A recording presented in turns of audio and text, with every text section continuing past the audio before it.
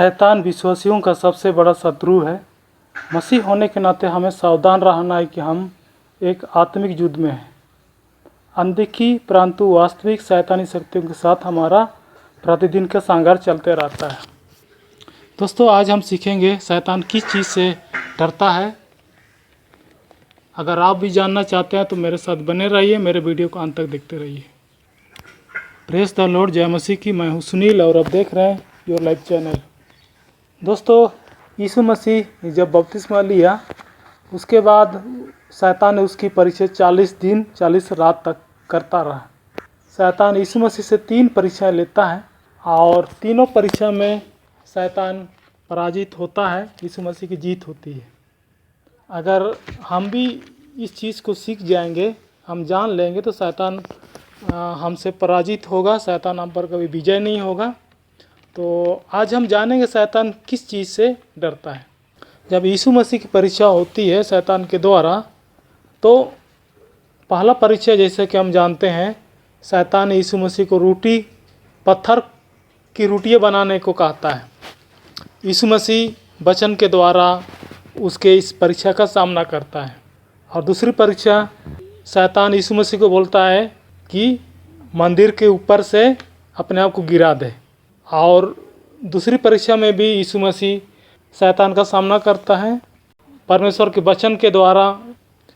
फिर इसी प्रकार तीसरी परीक्षा शैतान करता है और उसमें भी यीशु मसीह ने परमेश्वर का वचन अर्थात बाइबल वचन का सहारा लेता है और इस प्रकार से शैतान को पराजित करता है। आप समझ गए होंगे कि शैतान को पराजित करना है, शैतान को हराना है, तो आपको वचन की जानकारी होनी ज़रूरी है। अगर आप वचन को जानते हैं, वचन के बारे में आपको पता है, तो शैतान आप पर कभी विजय नहीं हो पाएगा। जिस प्रकार अभी हमने जाना कि यीशु मसीह किस प्रकार शैतान को पराजित करता है, जबकि यीशु मसीह के बारे में हम जानते हैं यीशु मसीह तुरंत ही बपतिस्मा लेके निकला हुआ था, नया विश्वासी था। अगर हम इस सांसारिक रूप में बात करेंगे तो हम भी जब विश्वास में आते हैं, बपतिस्मा लेते हैं, हम भी नया विश्वासी होते हैं यीशु मसीह की तरह। तो शैतान हमारे पीछे लग जाता है।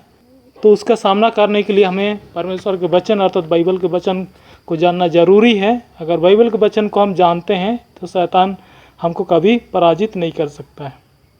इसके लिए हमको क्या करना है?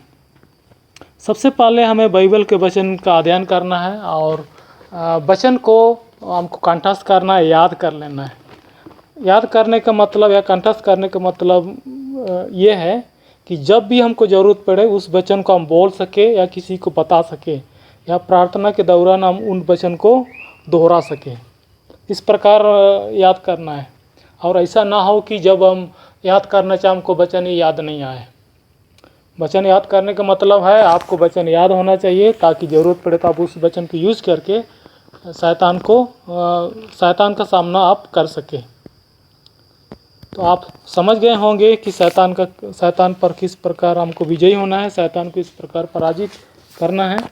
आपको ये संदेश कैसे लगा? दोस्तों, आप जान गए होंगे कि शैतान पर किस प्रकार हम विजयी होएंगे। आपको ये संदेश कैसे लगा? अच्छा लगा लाइक करें, कमेंट करें और चैनल में अगर आप नए हैं तो प्लीज़ चैनल को सब्सक्राइब करें। संदेश सुनने के लिए आपको बहुत बहुत धन्यवाद। परमेश्वर आपको आशीष दे। आमीन।